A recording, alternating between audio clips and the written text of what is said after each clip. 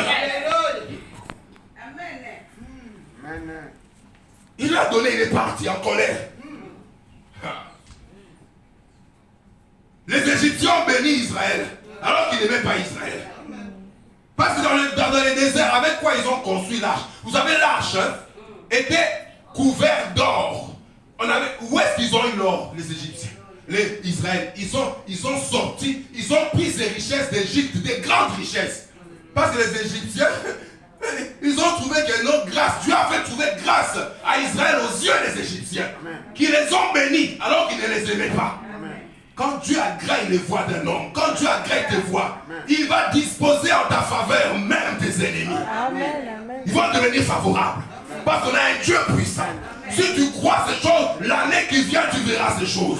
Mais beaucoup ne croient pas. Non, Dieu le dit, si les Égyptiens ont béni, tu seras béni parce que, mes bien-aimés, l'argent et l'or n'appartiennent ni à toi, ni aux païens, ça appartient à Dieu.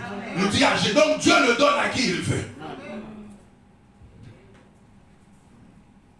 C'est ça que tes ennemis vont faire. Ils te seront favorables. Ils vont bénir. Il y a un homme de Dieu qui devait construire l'église. Il manquait beaucoup d'argent. Il était là dans l'église, il attendait. Il manquait beaucoup, au moins 20 000 euros. Et puis il voit un homme qui rentre dans la salle, qui vient. Il dit, moi je ne prie pas ici. Je ne crois pas en Dieu. J'habite dans le quartier ici. Mais ton Dieu m'a parlé. Il a dit qu'il vous manque 20 000. Il lui cite le montant. Pour bâtir l'église. Voilà, je viens donner ma contribution. Voilà le chèque. Allez construire la maison de Dieu. Il est parti. On peut acclamer le Seigneur. On peut acclamer le Dieu des miracles. Dieu a touché quelqu'un. Il est devenu. Il a eu la compassion pour l'œuvre de Dieu alors qu'il ne croit pas en Dieu. Quand Dieu dispose des voies d'un homme, je suis en train de prêcher aujourd'hui comme prophétisant. Ces choses, on va les vivre l'année qui arrive. C'est comme ça que beaucoup sont des incrédules, ils doutent. Non, c'est suspect. Pourquoi il me donne l'argent? C'est suspect. Il ne même pas, ce n'est pas suspect. Quand l'Éternel agrée tes voies, il va disposer en ta faveur même tes ennemis. Ce n'est pas suspect, c'est le miracle de Dieu qui s'accomplit. C'est la parole de Proverbe 16:7 qui s'accomplit. Prends ça et bénis ton Dieu. La deuxième chose que tes ennemis vont faire, parce que Dieu t'a donné la faveur, ils vont te donner la prospérité. Ils vont te pousser, ils vont te rendre prospère, ils vont t'affermir, ils vont t'ouvrir les portes. Vous savez, mais quand nous lisons dans Daniel, le chapitre 3 d'abord, on dit qu'il y avait une loi que le roi avait fait. Il faut que tout le monde, quand on sonne la trompette, tout le monde adore la statue du roi. Si tu n'adores pas la statue du roi, on va te tuer. Shadrach, Meshach, Abednego ont refusé. On dit que non, nous on adore que Dieu. On ne va pas jamais adorer une statuette. On les a accusés exprès. On les a arrêtés.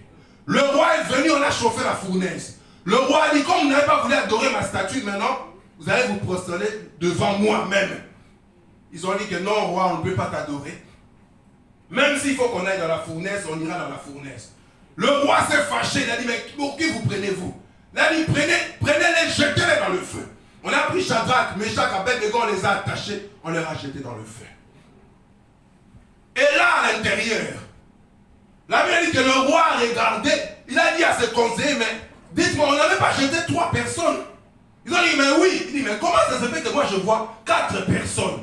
Et les 4 personnes n'ont pas de liens dans les mains, et ils sont en train de marcher dans le feu, et la puissance du feu n'a aucun effet sur eux. Le roi a été effrayé. Les autres ont dit que oui, on a vu qu'il y a 4 personnes. Ils ont été effrayés. Le roi est descendu, il s'est approché de la fournaise. Nous dit Daniel 3. Et il a crié, Shadrach, Meshach, Abednego, serviteurs du Dieu vivant, est-ce que votre Dieu vous a gardé? Ils ont dit que oui, roi, on est ici, on est vivant. Notre Dieu nous a gardés. Ah, il a dit que non, faites-les sortir de là. Et il les a ressortis de là. Et la Bible dit, Daniel 3, que le roi a écrit. Il a dit qu'à partir d'aujourd'hui, celui qui va oser parler mal du Dieu de Daniel, de Shadrach, de Meshach et Abednego va être détruit, sa maison va être détruite. Parce qu'ils ont un Dieu qui est un Dieu de victoire. Ils ont un Dieu de gloire. Ils ont un Dieu qui est fort. Le Dieu qui a empêché à la puissance du feu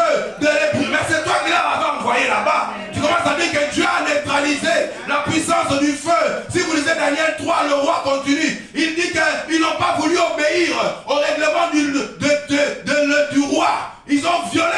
règlement du roi pour plaire à leur Dieu. Leur Dieu les a gardés, leur Dieu les a protégés. Il a neutralisé la puissance du feu. Il a marché avec eux dans la puissance du feu. Et la Bible dit que le roi a fait prospérer Shadrach, Meshach, Abednego. Il les a élevés dans des postes et encore dans son royaume. Il les a donné des postes. Le même qui les avait jetés dans le feu, c'est le même qui est venu pour les bénir, pour leur accorder les postes, pour leur accorder les promotions. Dieu va toucher les ennemis qui ont des dossiers entre leurs mains. Il va dire que moi je suis raciste. Je ne sais pas pourquoi, mais toi je te fais grâce. Tu as besoin d'être caché, je vais cacher sur ton dossier afin que la réponse soit favorable et que tu prospères dans ce pays. Alléluia. Il y a des dossiers que vos ennemis vont débloquer pour vous. Parce que Dieu va te faire grâce. Qu'importe dans quelle partie il est. S'il est dans l'extrême droite ou au fond de la droite, c'est Dieu qui va toucher son cœur. Il devait signer. Même s'il ne t'aime pas, il va regarder et dire non, moi je ne vous aime pas. Mais il y a quelque chose qui me dit que toi, je vais faire exception. Je vais signer en ta faveur. Alléluia. Amen. Il va témoigner maintenant de toi. Il va témoigner de toi pour te faire prospérer. C'est comme ça que le Seigneur fait. C'est comme ça que vous allez voir que vous avez le temple de Salomon. Ce n'est pas Salomon seulement qui a bâti. Des rois étrangers ont envoyé le matériel pour dire qu'on t'envoie ça pour que tu bâtisses le temple de ton Dieu. Quand Dieu a agréé tes voies, il va disposer même tes ennemis favorablement. Il a fait prospérer ces trois jeunes hommes. Il leur a donné les promotions. Le même qui voulait les tuer. Les mêmes qui te voulaient du mal. C'est les mêmes qui vont t'ouvrir les portes l'année qui vient. Faut pas dire que c'est suspect. Non, voilà pourquoi les gens ne voient pas souvent la gloire de Dieu. Parce qu'ils doutent de la puissance et de la souveraineté de l'Éternel, notre Dieu. Dieu est souverain. La Bible dit pourquoi diront-ils où est l'Éternel leur Dieu? Dit que Dieu est au ciel, il fait ce qu'il veut. Il va mettre la faveur dans le cœur de tes ennemis. Pour toi. Nous avons lu, n'est-ce pas, Daniel. La troisième chose que l'Éternel va faire, c'est que tes ennemis vont louer ton Dieu à cause de ce que Dieu va faire dans ta vie. Le roi voulait que Daniel s'agenouille pour qu'il adore. Daniel ne voulait pas. Les gens qui étaient jaloux ont jeté le roi dans une affaire qui ne le concernait pas. Et lui, il a signé pour qu'on jette Daniel dans la fosse aux lions. Et là, dans la fosse aux lions, les lions n'ont pas mangé Daniel.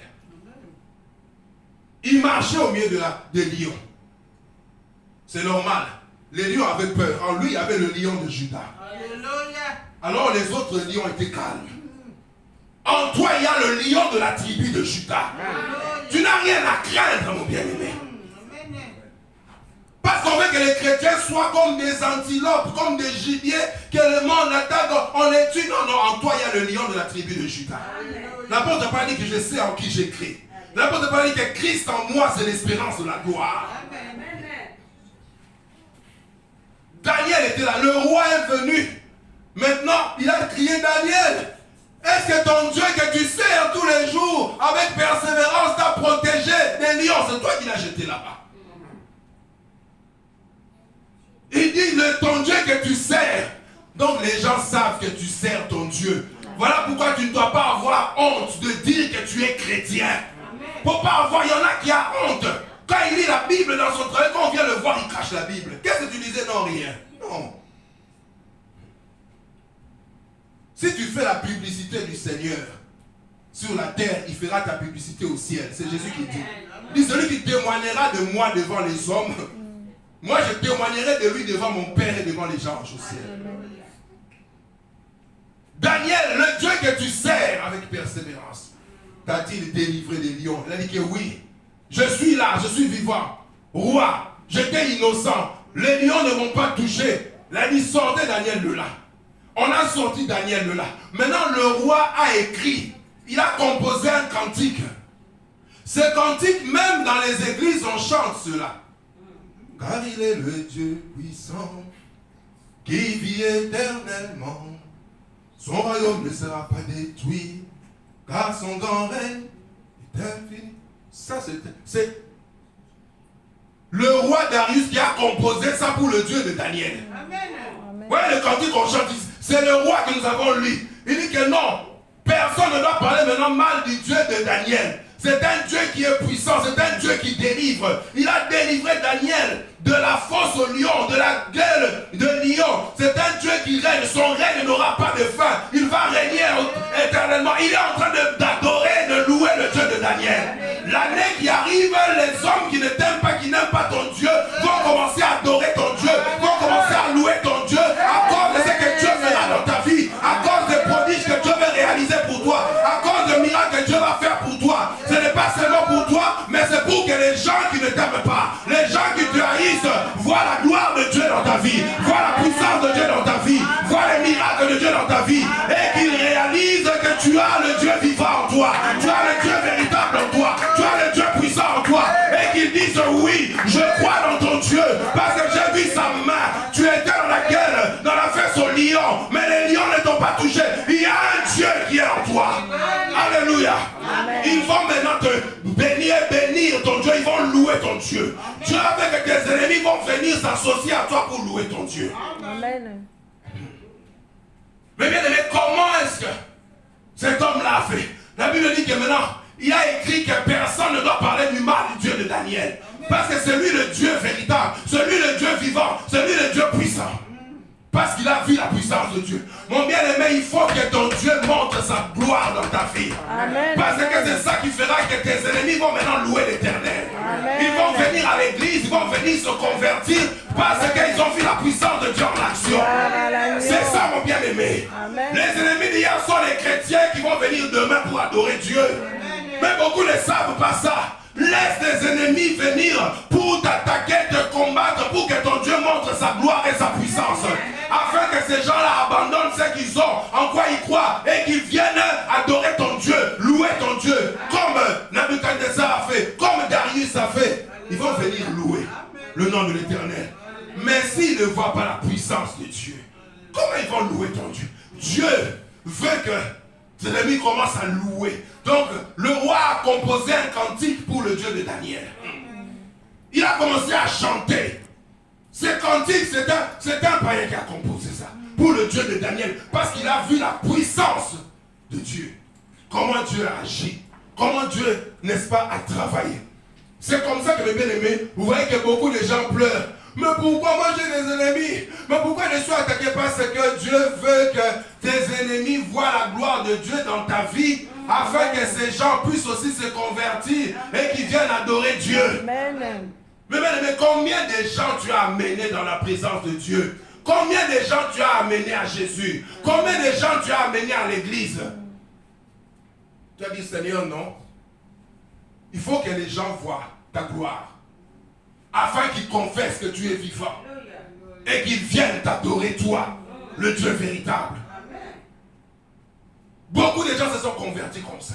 Il y en a un qui a dit qu'il était dans l'occultisme. Il y a un homme donné qui devait prêcher, faire une campagne. Lui, il est venu sur le terrain une semaine avant pour faire des incantations et maudire l'endroit et détruire de ceci et faire ça. Pour que les âmes ne soient pas sauvées, pour que les malades ne soient pas guéris, pour qu'il n'y ait rien. Pendant une semaine, il venait là-bas toutes les nuits pour maudire l'endroit, le lieu, pour faire tout ce qu'il voulait pendant une semaine, jusqu'à dimanche. Il dit qu'on va voir le désordre maintenant. J'ai tout miné. Alors quand cet évangéliste est venu sur l'estrade, on lui a donné le micro. Il a dit Alléluia. Les gens ont dit Amen. Toute la sorcellerie était neutralisée. Cet homme a regardé comme ça, il a dit que la puissance de Dieu a annulé en une seconde ce que moi je fais en une semaine. C'est que le Dieu de cet homme est puissant. Pourquoi je perds mon temps dans le monde avec Satan? Moi je vais me convertir. C'est le premier qui est venu donner sa vie à Jésus ce jour-là. Et ce jour-là, les malades étaient guéris, les captifs étaient libérés, les âmes se sont convertis. En une seconde, un Alléluia a annulé tout ce qu'il avait fait pendant une semaine. Il a dit que ce Dieu-là est puissant. Moi je vais ce Jésus là-bas. C'est comme ça qu'il est devenu chrétien, il s'est engagé dans la foi. Donc le Dieu de cet homme a amené ces personnes-là. Tes ennemis doivent louer l'Éternel, ton Dieu, parce qu'ils doivent voir la gloire de Dieu. Ils ont besoin de cela pour qu'ils viennent se convertir, mes bien-aimés. Même dans l'église, on a des gens qui étaient têtus, des grands écrits, ils étaient têtus, ils n'aimaient pas Dieu. Mais aujourd'hui, ils sont dans la foi. Parce qu'ils ont vu la main de Dieu dans la vie de plusieurs chrétiens. Ils ont commencé à composer. Tes ennemis vont maintenant louer l'Éternel, ton Dieu. Ils doivent arriver à ce niveau-là. Parce qu'ils ont vu la gloire de Dieu. Ils vont venir chez toi. Tes ennemis vont venir te louer. Et dernière chose, parce qu'aujourd'hui, je voudrais compris. Les ennemis vont venir pour devenir ton ami. Tes ennemis vont venir à toi pour devenir tes amis. Alléluia. Parce qu'ils auront vu la puissance de Dieu. Isaac est allé, nous dit la Bible, dans Genèse, creuser le puits de son père. Il a creusé le puits d'Abraham ici. Abimelech, le roi des Philistins, est venu boucher le puits par jalousie. Isaac est parti un peu plus loin. Il a recreusé le puits. Abimelech est venu par jalousie. Il a bouché le puits. Il est allé plus loin. Il a creusé l'eau et saute. Mais bien aimé, celui que Dieu a oint, qu'il a appelé, tu ne peux pas le bloquer. Il est imbloquable. Alléluia. C'est pourquoi les gens disent, moi on m'a bloqué, c'est faux. Si ton Dieu est un Dieu vivant, on ne peut pas te bloquer parce qu'on ne peut pas bloquer ton Dieu. On ne peut pas bloquer Dieu, tu es imbloquable. Parce que celui qui est en toi est imbloquable. Alléluia. Partout Dieu va t'ouvrir une porte. Si on te ferme une porte ici, Dieu ouvre une porte là-bas. Si on ferme ici, Dieu ouvrira une porte là-bas. Si on ferme là-bas, Dieu va t'ouvrir une porte ici. Tu es imbloquable. Amen. Isaac ne se battait pas, il dit ok, il a bougé ce puits, je vais ici. J'ouvre encore un autre puits. L'eau sort. Ces gens disent qu'il y a encore de l'eau. Ils viennent encore boucher. Ils viennent ici, ils disent que non, quitte ici. Quitte ce pays. Dieu est devenu plus puissant que nous. Nous qui habitons dans ce pays. C'est pourquoi les gens qui disent que non, nous on est des étrangers, voilà pourquoi on me malmène. Ça, tu n'as pas un Dieu qui est puissant ou comment? Où est-ce que Joseph est devenu gouverneur? Dans un pays étranger. Où est-ce que Daniel est devenu gouverneur? Dans un pays étranger. Où est-ce que Shadrach est devenu gouverneur? Dans un pays étranger. Meshach Abednego, dans un pays étranger. Qu'importe où tu es, si ton Dieu est avec toi, l'or et l'argent sont à lui, la terre est à lui, et a été créé par lui et pour lui. Partout où tu es, Dieu va t'élever parce qu'il est ton Dieu. Amen. Où est-ce qu'Esther est devenue reine? Dans un pays étranger. Amen. C'est comme ça qu'Isaac, on lui a dit que Dieu est plus puissant que nous, nous-mêmes les gens du pays. Alors quitte ici. Ils ont chassé Isaac. Isaac est parti ailleurs. Il a encore creusé. La Bible dit qu'il y a encore l'eau qui est sortie. On ne peut pas bloquer quelqu'un que Dieu a donné sa faveur. Il y a des évangiles de mensonges. Non, on t'a bloqué. Non, si tu bloques, ça veut dire que ton Dieu a été bloqué. Parce que Dieu est ton bouclier. Le bouclier est devant. Celui qui marche devant, c'est ton Dieu. Tu ne peux pas le bloquer. Dieu est comme une locomotive. C'est ce que je dis. Quand la locomotive est passée, les wagons vont passer. Nous sommes les wagons derrière Jésus. Celui de la locomotive, on va passer. Isaac est parti là-bas, l'eau est sortie. Il a été encore béni. La Bible dit que Abimelech, le roi des Philistins, est venu avec ses conseillers, ses généraux. Ils sont venus chez Isaac. Pour dire à Isaac que non, on voit que l'Éternel est avec toi. On est fatigué de te combattre. On veut maintenant devenir tes amis, on veut traiter une alliance. On t'avait bien traité, on s'est bien occupé de toi, on a bien fait des choses, bien aimanté, ils avaient maltraité Isaac. Mais il dit qu'on ne t'avait pas maltraité, on t'avait bien. Parce qu'ils ont vu qu'Isaac était tellement puissant. Il dit que non, ça sera de combattre cette personne, on va devenir ses amis. L'année qui arrive, les ennemis vont s'essouffler contre toi. Ils vont chercher à devenir tes amis. Alléluia. Si tu crois que cela s'accomplisse ainsi, ils seront fatigués. On dit qu'on a vu que ton Dieu est Dieu. On est fatigué. On vient pour devenir tes amis. Ils ont dit à Isaac, on va faire alliance avec toi. Parce qu'on voit que l'Éternel est avec toi. On t'a combattu. On voit que l'Éternel est avec toi. Isaac n'a pas dit, ah non, partez d'ici. Je vous dis non. Isaac a organisé un festin pour eux. Ils ont mangé pour leur montrer que je suis béni. Je n'ai pas besoin de vous manger. Mangez et puis repartez. Parce qu'il avait la gloire de Dieu sur lui. De la même manière aussi, mes bien-aimés. Quand on a élevé Joseph, ses propres frères sont venus se prosterner. Elle dit qu'ils ont mangé. Je vous donne des terres. Mes bien-aimés, quand ces personnes viennent au Seigneur, ils ont changé. Ils deviennent chrétiens, mon bien-aimé. Bénis-le parce qu'il est devenu ton frère. Il est devenu ta soeur. C'est comme ça que l'église va grandir. Parce que la Bible dit que la renommée de l'Éternel s'est accrue à cause de l'accomplissement de ses promesses. Quand Dieu va accomplir ses promesses dans ta vie, les ennemis vont voir ton Dieu. Ils vont venir à l'église. Ils vont pleurer pour qu'ils reçoivent Jésus. C'est comme ça que l'église va augmenter. Tu dois dire, Seigneur, je veux que l'année qui arrive, je sois un témoignage de ta gloire, de ta puissance, afin que les païens, les ennemis se convertissent. Afin qu'ils viennent t'adorer. Afin qu'ils croient en toi, qu'ils viennent dans la maison de Dieu et qu'ils puissent se changer. C'est ça l'objectif, mes bien-aimés, que Dieu veut faire. Ainsi, la gloire de Dieu va se manifester pour toi. Et tu vas vivre la faveur de Dieu. Et tu vas être un témoin, un outil pour amener les gens à la foi. Et on dit que non, on a essayé de combattre cette personne, mais on n'a pas pu. On est venu au Seigneur. C'est comme ça que, mes bien-aimés, Dieu veut que tu sois. Il y en a un qui a ramené la moitié de ses collègues de travail dans l'église. La moitié. Parce qu'un jour, il était assis en train de manger. Ils sont venus à table là où il était. Lui, il était tout seul parce qu'il y avait la haine, la jalousie. Il priait seul, il mangeait son repas. Ils sont venus ce jour-là l'entourer. Plus qu'on va venir à l'église, donne-nous l'adresse de son église. Ce dimanche, nous tous, on veut prier. Il dit que, oh, c'est suspect ça. C'est suspect. Je chasse ça au nom. Il y en a, on est en train de chasser, même quand Dieu veut venir. On chasse, on lit parce qu'on est tellement habitué à voir tout le temps des démons qu'on oublie qu'il y a plus des anges que des démons. Amen. Parce qu'au ciel, les démons, ce sont les anciens anges. Le 1 tiers s'est révolté et parti. Il restait 2 tiers des anges. Donc il y a le double des anges. Mais toi, tu ne vois pas les anges, tu vois que des démons. Ton don de vision est suspect. Tu ne vois pas les anges. J'ai dit l'autre fois, quand on était ici pour le mariage, j'ai dit qu'il y avait les anges de Dieu qui étaient descendus dans cette salle. Amen. Mais toi, tu ne les avais pas vus. Mais tu as vu seulement des démons. Il y a des gens comme ça. On dirait que sa belle-mère, la belle-mère de Satan, il connaît son nom, l'oncle de Satan, il connaît son nom, il connaît le cousin du diable. Il n'a que des... Non. Cet homme-là, il dit, mais pourquoi vous voulez venir à l'église? Vous êtes suspect. Vous ne m'aimez pas. Vous m'aimez, vous ne croyez pas. Non, non, dimanche, on va tous être à l'église. Ton Dieu est vivant. Qu'est-ce qui s'est passé? Ils ont dit que tu sais, comme tu es assis ici, ça fait des mois qu'on essaie de t'empoisonner. À chaque fois que tu viens manger, on met du poison dans ta nourriture.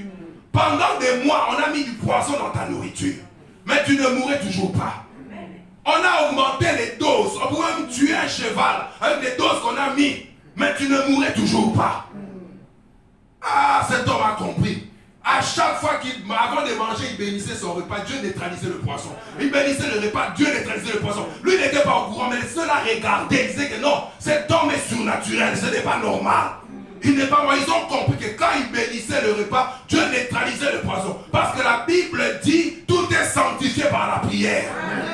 C'est comme ça qu'ils ont dit qu'on a vu que ton Dieu est vivant. C'est impossible que tu sois vivant si Dieu n'était pas avec toi. On abandonne, on demande pardon parce qu'on voulait t'empoisonner. On veut recevoir Jésus-Christ. Et tous ces gens-là se sont convertis, se sont devenus des chrétiens. Ils sont devenus ses frères et ses soeurs. Ils adorent le Seigneur avec lui. Il a rempli l'église avec les âmes. Amen. Ça, c'est la puissance de Dieu. C'est ça l'objectif. Dieu veut dans ta vie.